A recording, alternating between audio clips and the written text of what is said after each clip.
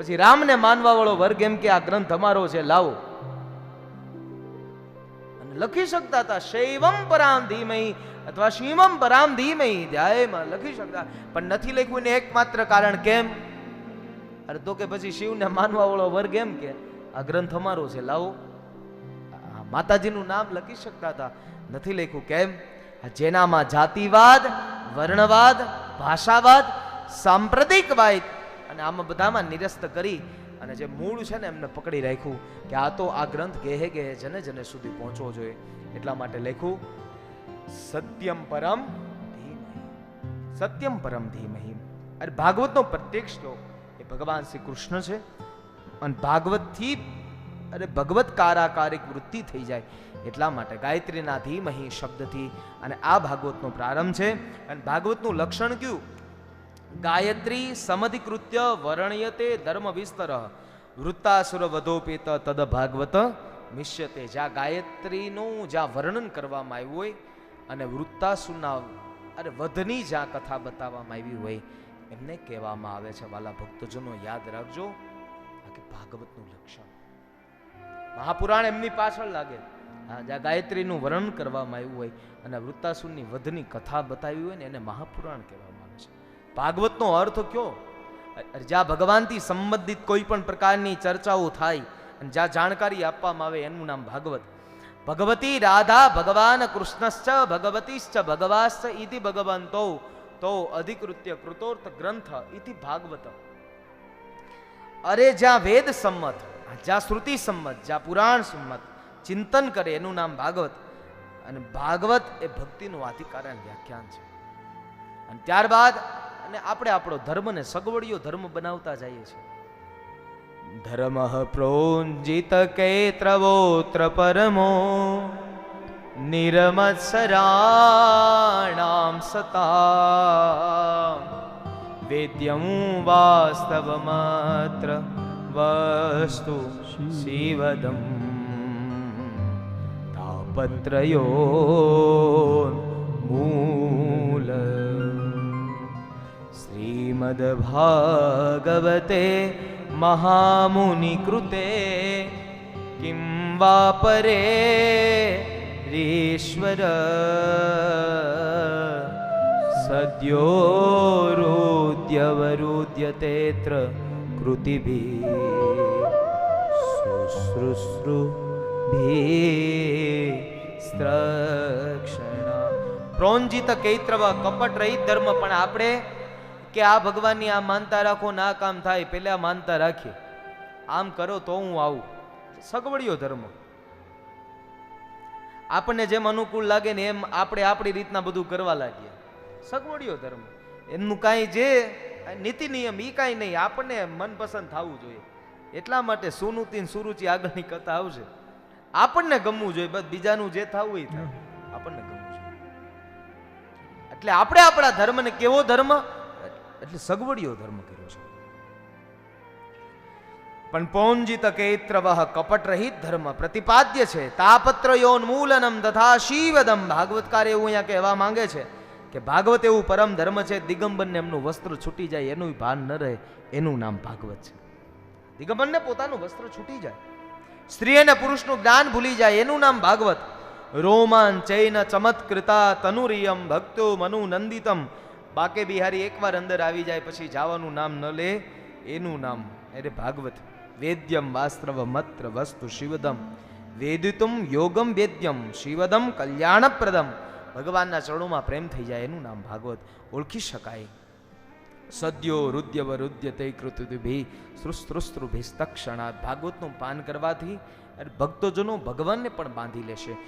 ઇન્દ્રિયોનો ત્યાગ કરવો તો ભગવાન ઈશ્વર અવશ્ય બંધાઈ જશે. એટલું કહી અને આવા સુંદર મજાનું મંગલાચરણ કર્યું. અને સૂતજી મહારાજે બધાને અલગ અલગ પ્રકારના પ્રશ્નો જ્યારે સોનકજીએ પ્રશ્ન પૂછ્યા અને એ પ્રશ્નનો પ્રત્યુત્તર આપે છે તો સાંભળો. 88,000 ઋષિમુનિઓ જ્ઞાન સત્રની સભામાં બેઠા. સોનકજીએ કહ્યું કે આ કથા કયા યુગમાં કયા સ્થળ ઉપર અને કેવી રીતના કોના માટે ભાગવત પુરાણની રચના શા માટે થઈ આ મેં સાંભળવા ઈચ્છે છે. સૂતજીએ કીધું દ્વાપર યુગમાં દ્વાપર યુગમાં પરાશર ઋષિ અને સત્યવતીથી થયા વ્યાસ અને વ્યાસજીનું પ્રાગટ્ય થયું. વ્યાસજીનું પ્રાગટ્ય થતા વ્યાસજીએ જોયું કળિયુગનો માના, અરે ઈ તો સત્વહીર થશે અને માણા અહીંયા આવીને બધું ભૂલી જશે. ભગવાનને જે કીધેલા વાક્યો છે એ બધા ભૂલશે. તો એ કે આના માટે કરવું હું પુરાણોની રચના કરી, પણ અરે અલગ અલગ પ્રકારોની પુરાણોની રચના કરી, પણ આજ પોતાના જીવનમાં અશાંતિ છે. નારદજી મળ્યા. નારદજીને પૂછ્યું, બાપજી કે હું કેમ ઉદાસ છું? મારા મનને ક્યાંય સ્થિરતા નથી મળતી, અશાંત રહે છે, શાંત નથી રહેતું. નારદજીએ કીધું કે એક કામ કરો, તમે ભગવાનની હજી બાળ લીલાને વર્ણવી નથી, કૃષ્ણના પ્રેમને વર્ણવો. એટલે જેણે મહાભારત જેવા આદિ ગ્રંથોનું જેણે નિર્માણ કર્યું હોય અને એવા ધર્મશાસ્ત્રોના જેમણે નિર્માણ કર્યા હોય તોય છતાં એમના જીવનમાં અશાંતિ હોય, શાંતિ ન હોય, પણ ભાગવતનું તમે વ્યાખ્યાન કરો ને ભાગવતનું વ્યાખ્યાન કરો એટલે તમને ભગવાનની ભગવત પ્રાપ્તિ થાય. અને ત્યારે વેદવ્યાસજીને વાત મનમાં બેસે એટલા માટે થઈ અને નારદજીએ પોતાના પૂર્વજન્મની કથા કીધી છે. હું નારદજી કહે છે, હું પૂર્વજન્મની અંદર હું એક દાસીનો દીકરો હતો. હું પૂર્વજન્મની અંદર હું એક દાસી પુત્ર. હું મારી માં ક્ષત્રિય બ્રાહ્મણની ત્યાં સેવા ચાકરી કરવા માટે જાય. મારી માં નિત્યને માટે કહે કે હાલું તું હાલતું હાલતું, પણ હું ક્યારેય ન જતો. એક સમય એવો આવ્યો, ક્ષત્રિય બ્રાહ્મણને ત્યાં સાધુ સંતો ચાતુર્માસ કરવા માટે સંતો આવ્યા. સંતોની સેવા કરવા માટે મારી માં જતી. નિત્ય સેવા પૂજા થતી, ઠાકોરજીને ભોગ ધરાવવામાં આવતા. એ ક્ષત્રિય બ્રાહ્મણના ઘરનું વાતાવરણ પણ એટલું દિવ્ય અને ભવ્ય હતું. કોઈ ગામમાં સાધુ સંતો આવે તો પેલા એ બ્રાહ્મણને ત્યાં જ ઉતારો કરે. સાધુ સંતોના દર્શન સહજ ને સુલભ થઈ જતા. એવામાં સાધુ સંતો ચાતુર્માસ માટે પધાર્યા. નિત્ય સત્સંગ થાય. એકવાર સાધુ સંતો નો સત્સંગ સાંભળવા માટે, અને આમ તો નિત્યને માટે મારી માં એમ કહેતી, હાલ ને બેટા તું, હાલ ને બેટા. હું ક્યારેય ન ગયો, પણ આજે મને અંદરથી એમ થયું. મેં મારી માને કીધું, માં મારે આજે આવવું છે સત્સંગો સાંભળવા માટે. સત્સંગને સાંભળવાને માટે થઈ માની આંગળીના ટેરવે હું ગયો તો ખરા. ત્યાં જોયું એ બધા સંતો એ બધા સત્સંગ કરતા. સત્સંગમાં બેઠો, સંતો બધા ભોજન પ્રસાદની બધી તૈયારી કરી રહ્યા હતા અને હું ત્યાં ક્ષત્રિય બ્રાહ્મણની બાજુમાં ત્યાં ને ત્યાં સંતો ભોજન કરતા હતા. બે હાથ જોડી અને નિહાળી રહ્યો હતો. ક્ષત્રિય બ્રાહ્મણે સંતોની સેવા કરતા કરતા જમાડતા હતા. સંતોએ પ્રસાદી લઈ લીધી અને ક્ષત્રિય બ્રાહ્મણે મને કીધું કે બેટા તું તો આ પતરાળી લઈ લે. પતરાળી લેવાનું મારા જીવનમાં મને અવસર પ્રાપ્ત થયો. ખૂબ રાજી થયો અને પતરાળી તો મેં સંતોની લીધી એઠી, પણ એ પતરાળીમાં થોડું એવું અન્ન હતું. મનોમન થયું કે જો આ અન્ન થોડુંક એવું મને મળી જાય ને તો મારી આ કાયારૂપી પરબડી છે ને ધન્ય થઈ જાય. એટલા માટે મહાપુરુષો એવું કહે છે કે ઘરના આંગણે બાંધો એક પરબડી, પશુ પક્ષીઓ બધાય ચાંચ મારે, પણ ક્યારેક કોઈ દી કોઈક પરમહંસ આવી જાય ને ચાંચ મારી જાય ને એટલે કાયારૂપી પરબડી ધન્ય થઈ જાય. કાયારૂપી પરબડી ધન્ય થઈ જાય. પણ એમાં અખતરા કરવા દેવા પડે. ક્યારે કોઈક મહાપુરુષ મળે,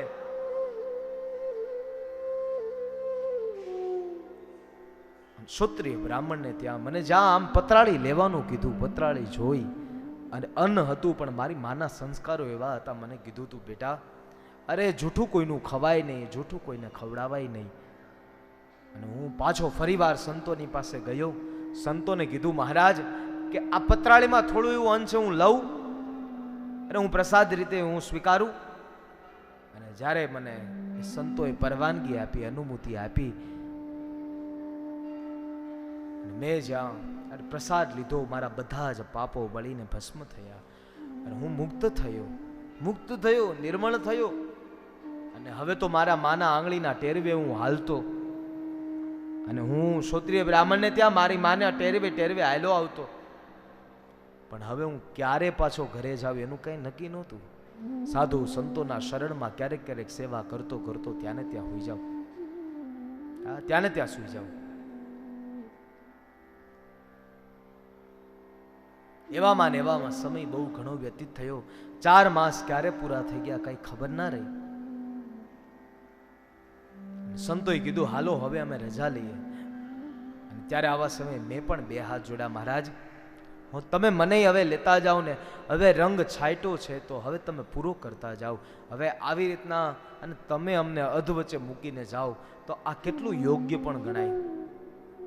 ત્યારે સંતોએ મને કીધું, બેટા અરે આ દુનિયામાં ભાવના કરતા કર્તવ્યનું સ્થાન બહુ હંમેશા ઊંચું હોય છે. હા, કોઈ માણા ઉપર આપણે ગમે એટલી ભાવના હોય પણ કર્તવ્ય જ્યાં જ્યાં સાધ કરતું હોય ત્યાં જવું પડે, જવું પડે, જવું જ પડે. યાદ રાખજો. અરે તારા માને હવે કોઈ બીજો કોઈ સહારો નથી અને તું એનો લાકડીનો ટેકો છો, વૃદ્ધાવસ્થાની લાકડી છો. તું જો અમારી સાથે આવીશ ને, અરે તો પછી એ માનું ધ્યાન કોણ રાખશે? એ પેલા તું ફરજ ને નિભાવ. અને લે અમે તમને મંત્ર આપીએ છીએ, મંત્રનો જાપ આપ્યો. ઓમ નમો ભગવતે તુભ્યં વાસુદેવાય ધીમહિ પ્રદ્યુમ્નાય નિરુદ્ધાય નમઃ શંકર્ષણાય ચ નમો ભગવતે તુભ્યં વાસુદેવાય ધીમહિ પ્રદ્યુમ્નાય નિરુદ્ધાય નમઃ શંકર્ષણાય ચ ઓમ નમો ભગવતે વાસુ ઓમ નમો ભગવતે વાસુદેવાય નમો ભગવતે વાસુ. મંત્રનો જપ કરતો રહ્યો. વ્યાસજીએ પૂછ્યું પછી શું થયું? કીધું મહારાજ પછી જો હું વનની અંદર જંગલમાં એ બધા એ સાધુ સંતોને મંત્ર આપ્યો તો પણ એ કે વચ્ચે પછી બન્યું શું કે માની વૃદ્ધાવસ્થાની લાકડી થયા કે નહીં? અરે થયો ને. આ તો કે માનું મૃત્યુ કેવી રીતના થયું?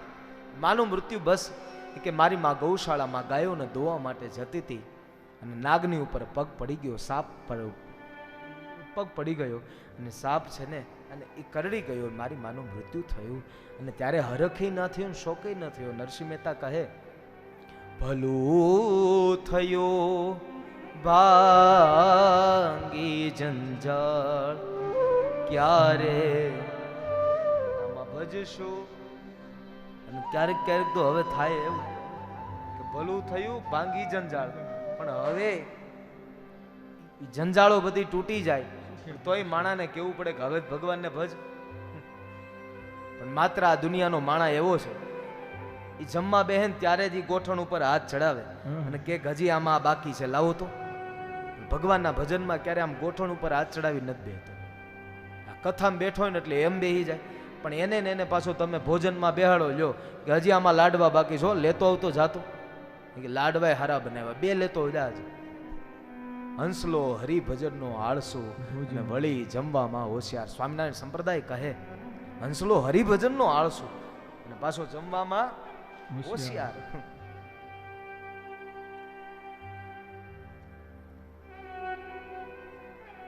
એ ભલું થયું ભાંગી જંજાળ, હવે તો સુખે બસું શ્રી ગોપાલ. હા, ભગવાનનું ભજન કરી લેવું છે. આટલું કહી અને નારદજી કહે છે, હું તો નીકળી ગયો ઘર બહાર છોડી. 1000 યુગ બાદ જ્યારે ભગવાનને સૃષ્ટિની રચના કરવાનો સંકલ્પ થયો અને ત્યારે હું અને મરીચ્યાદી ઋષિ અને ભગવાનના એ પ્રાગટ્ય, જ્યારે ઇન્દ્રિયોમાંથી હું અને મરીચ્યાદી ઋષિઓનું ઉત્પન્ન થયા. નારદજીએ અને વ્યાસજીના મનનું હવે સમાધાન કરી દીધું અને ત્યારબાદ 4 શ્લોકમાંથી શ્રીમદ ભાગવતના શ્લોક 18000 શ્લોક એવું ધર્મ એવું નિરૂપણ કરવામાં આવ્યું. અને ત્યારે સામ્યપ્રાસ નામના આશ્રમમાંથી કલમ ઉપડી અને સામ્યપ્રાસ નામના આશ્રમમાંથી કલમ ઉપડી છે અને 4 શ્લોકમાંથી 18000 શ્લોક વાળું, 12 સ્કંદ વાળું અને 335 અધ્યાય વાળું. ભગવાનનો નંબર જોતો છો? એ ભગવાનનો નંબર જોતો તમારે?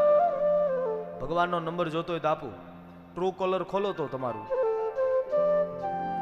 આમાં જે નાની પેટી છે ને એ એ બધા ટ્રુ કોલર ખોલીને જુઓ 18,012,335 કરો એટલે સામે આવશે ભગવાન શ્રી કૃષ્ણનો નંબર. આ ભગવાનનો નંબર છે બાપુ. અહીંયાથી કહું તે આમનામ તો નહીં કહેતો હોય, આમાં કાંઈક તો તથ્ય હશે. અને ભગવાન આવે છે લેવા, પણ અહીંયા આ તમારી ભેગા આવ્યા ને એમને કોઈ ભરોસો નથી. આ તમારી જે ભેગા આવ્યા ને એમને કોઈ ભરોસો નથી. આ કારણ કે તમે આ લોકોને આ એક વાર નથી લઈને આવ્યા, આ લોકોને ઘણી વાર લઈને આવ્યા ને એટલે હવે એને એટલે ભરોસો નથી. વિમાન લેવા આવતું નથી કે આવી તમે 5 કથા પૂરી કરી એટલે હવે આ એ કોઈ અમારી સ્કીમમાં નથી આવતા. નહીતર સ્કીમમાં આવી જાય બાપુ. હા હા, નકર આ બધા સ્કીમમાં આવી જાય, હવે કોઈ સ્કીમમાં નથી આવતા. કે લેવા આવશે તોય બેહે નહીં એવો અમને ભરોસો છે.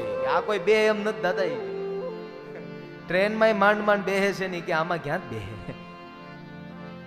એટલે ભગવાનનો નંબર જોતો છે એટલે લખી લો. અરે 18,012,335 આ ભગવાનનો નંબર છે. અને ક્યારેક ભગવાનને ફોન કરજો, પણ ભાગવત રૂપી ધર્મમાં ફોન કરજો.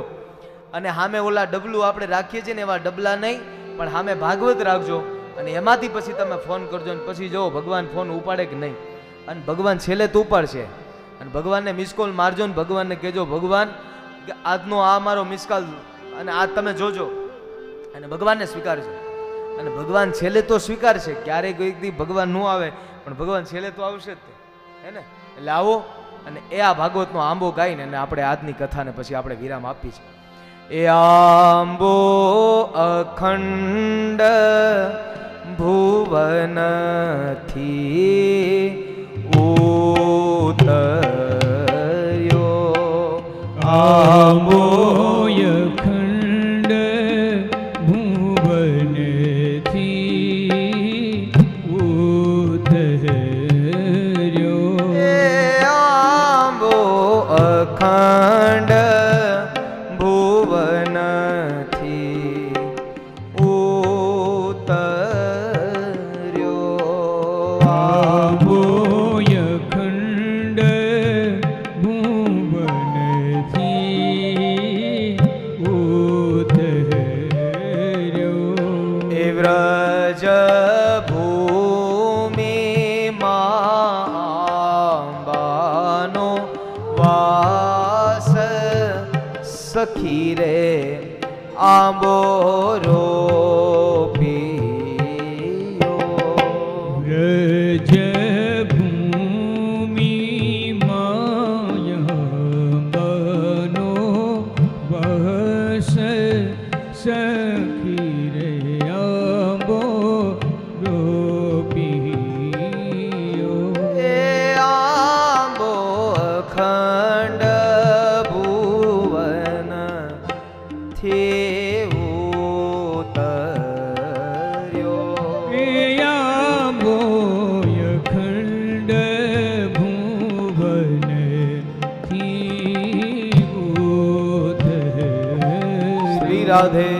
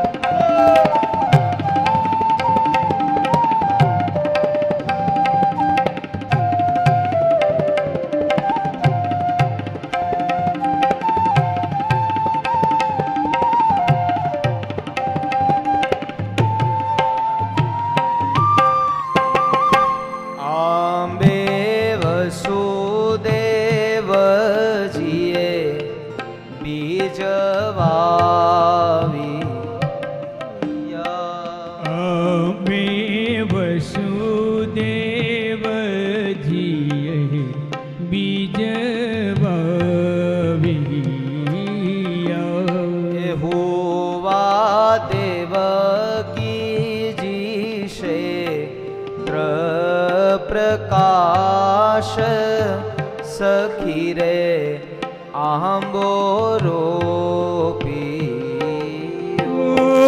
યાંબોય ખંડ ભુવનથી ઉતર્યો આંબે યશોદાજીએ જળ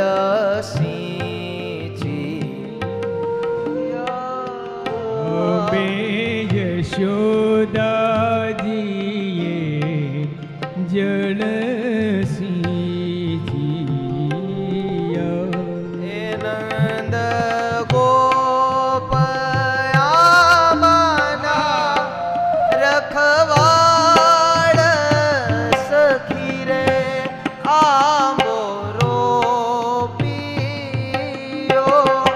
યાંબોય ખંડ ભુવનથી ઉતર્યો વ્યાસ મુનિએ તે ચાર પત્ર કર્યા વ્યાસ મુનિએ તે ચાર પત્ર કર્યા તેના નવખંડમાં છે નામ સખી રે આંબો રોપિયો યાંબોય ખંડ ભુવનથી ઉતર્યો શ્રી રાધે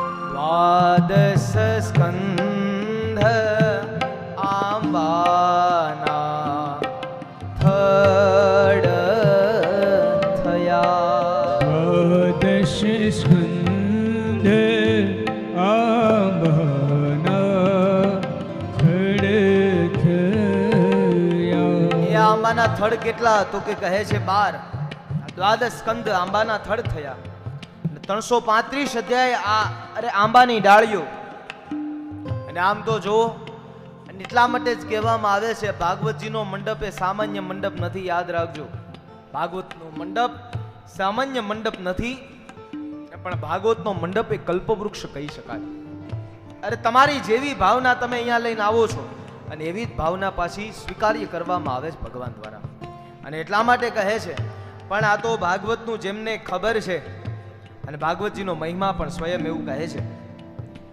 શ્રીમદ ભાગવતમ પુરાણ તિલકમ યદ વૈષ્ણવાનામ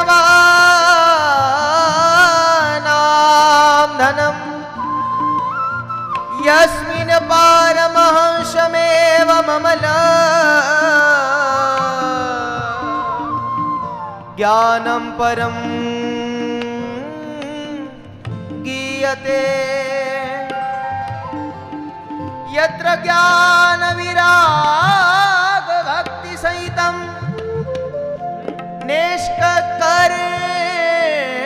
निष्कर्माविष्कृतम तच्छृण्वन् प्रपठन् विचारण परो भक्त्या विमुच्येन યાંબો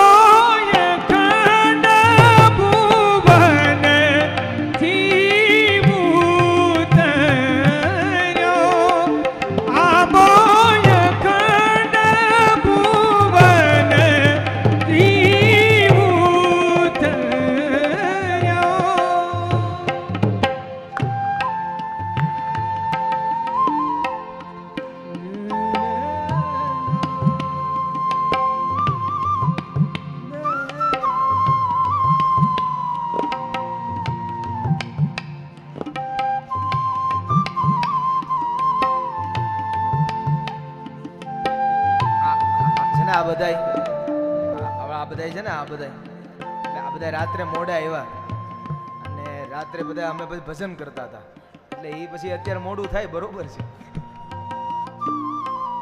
હે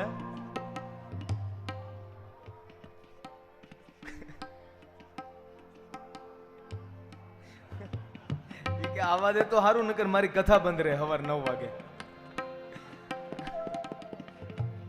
અને ઈ આમાંના થડ કેટલા ત્યારે કહે છે, પણ આ તો રસજ્ઞ છે, એમને કિંમત છે. અને અહીંયા એવો જ આનંદ કરવાનો, ભજન, ભક્તિ, ભોજન અને ભાગવત, અને એક બાજુ ગંગાનું સ્નાન. અને આમાંથી આ પહેલા દિવસે આમાંથી આમ તો જો કે ઘણા બધા ભક્તજનોએ ડૂબકીઓ મારી લીધી હશે, પણ ઘણા ઓછા બાકી હશે. અને આમાં કેટલા બાકી, આમ જરાક આંગળી ઊંચી કરો તો એ ગંગામાં સ્નાનમાં કેટલા બાકી છે? એ ગંગા સ્નાનમાં કેટલા બાકી? અરે સામે ભાગવતજી છે, એટલે ખોટું ના બોલતા. ગંગા સ્નાનમાં કેટલા બાકી? આંગળી ઊંચી કરો તો, આંગળી ઊંચી કરો. કાલે આવી ગયા હોય ને તોય છતાં ગંગા સ્નાનમાં બાકી હોય. વાહ, બધાને તાળીઓથી વધાવો. હુંય બાકી છું તમતા.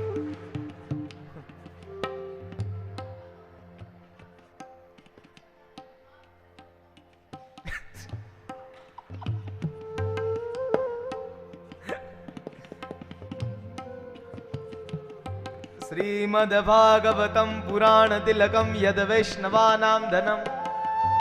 આ વૈષ્ણવોનું ધન છે, ભક્તોનું ધન છે, આ સંતોનું ધન છે, આ ભક્તોનું ધન છે. શા માટે?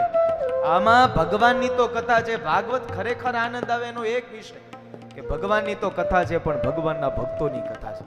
આપણે 9 વાગ્યાના બેહી ગયા હોય, 12 કેમ વાગી જાય ખબર ન પડે, એકમાત્ર કારણ કે આમાં ભગવાનના ભક્તોની કથા છે. આપણને ગમે છે, આપણને રુચિ છે, એટલા માટે કીધું આ કલ્પવૃક્ષ થઈ અને આંબો ધૂજ્યો. આનું ફળ, અરે 1 કિલો કેરી લાવો, 1 કિલો કેરી લાવો, રસ કેટલો નીકળે બેનો? 1 કિલો કેરી લાવો એટલે રસ કેટલો નીકળે? 500 ગ્રામ, 700 ગ્રામ. આ તો કોસ્ટિંગ વધ્યું. હમણાં મારી રાજકોટ કથા હતી અને એ અમારો ઠુમર પરિવાર, એટલે આમ તો આમ બધે અમારા દામોદરદાસ બાપુ જ્ઞાન બધે કથા હતી. એ કે બાપુ કિલો કેરીનો રસ લાવો એટલે 500 ગ્રામ રસ નીકળે. આ સ્વાભાવિક વસ્તુ છે. પછી અહીંયા તો પાછા કે 700 ગ્રામ. એમ બેનો ધારે તો 1 લીટર છાશ ને 5 લીટર કરે. નાખે રાખો નાખ.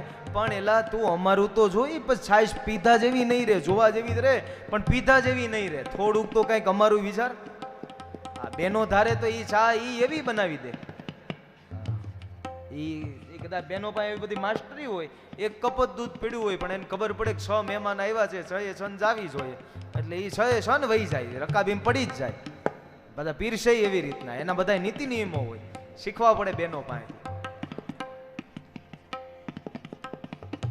એટલે 1 કિલો કેરીનો રસ, એમાં 500 ગ્રામ માંડ માંડ કરી રસ. એવામાં બને એવું ગોટલી જાય, છાલ જાય, અને કદાચ એકાદું કંઈક બગડેલું હોય તેમાં ધી જતું રહે. કરતા કરતા 500 ગ્રામ માંડ માંડ. પણ ભાગવત કથાનું રસનું ફળ એવું છે વાલા, આમાં ગોટલી નથી નડતી અને આમાં છાલે નથી નડતી. આ પીવા જેવો રસ છે. અમુક નશા એવા હોય 15-20 મિનિટના નશા હોય, અમુક નશા 4-5 કલાકના હોય, અમુક ને 24 કલાકના નશા હોય, અને અમુક નશા એવા હોય કે એકવાર લાગે પછી ઉતરે જ નહીં. એ માત્ર ને માત્ર ભગવાનનો નશો એવો છે. पीले पीले रस मीठा है राम का, पीले पीले पीले पीले पीले पीले पीले रस मीठा है राम का, जो रस पीने से जुबा पे नाम हो घनश्याम का. એ કલ્પ વૃક્ષ થઈને રે આંબો દૂજ્યો, કલ્પ વૃક્ષ થઈને આંબો દૂજ્યો.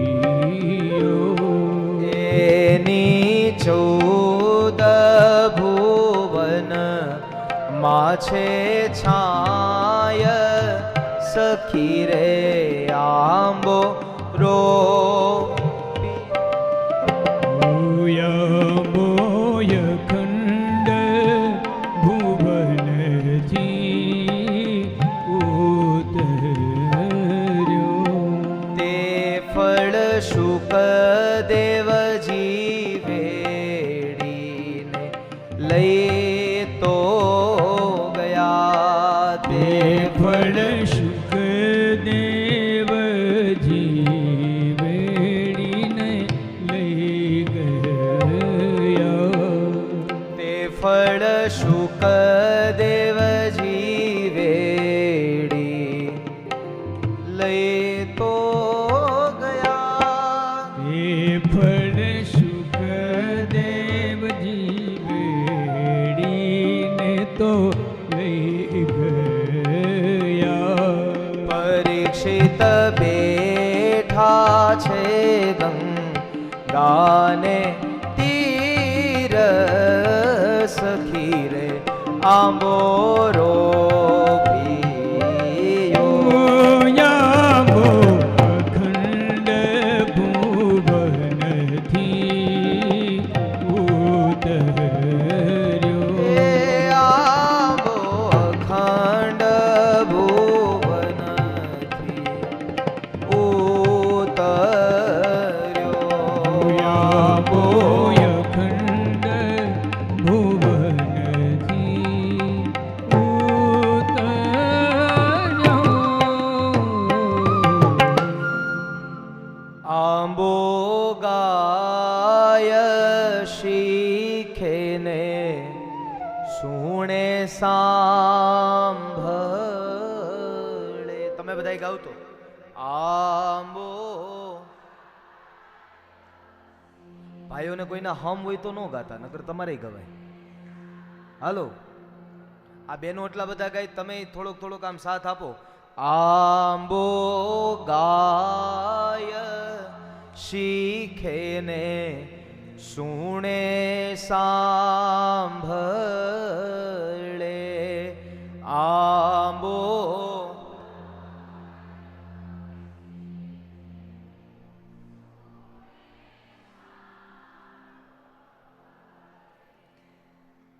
એનો પ્રભુ ચરણ કમલ વાસ એ સખી રે આંબો રોપિયો આંબો અખંડ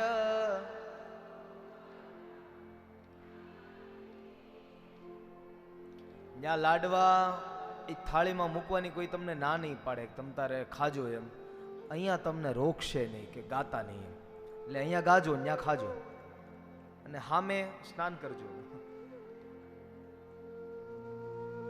એટલે એકવાર આમ જોરથી આમ ડોમ આમ ગાજવો જોઈએ અને મંદિરમાં બેઠેલા ભગવાન સ્વામિનારાયણ ભગવાનને આજે એવું થવું જોઈએ નહીં બાકી એ ભક્તો આવ્યા છે અને કથા કીર્તન સાંભળે છે હે ને એટલે પ્રેમ અને ભાવથી આંબો અખંડ ભુવનથી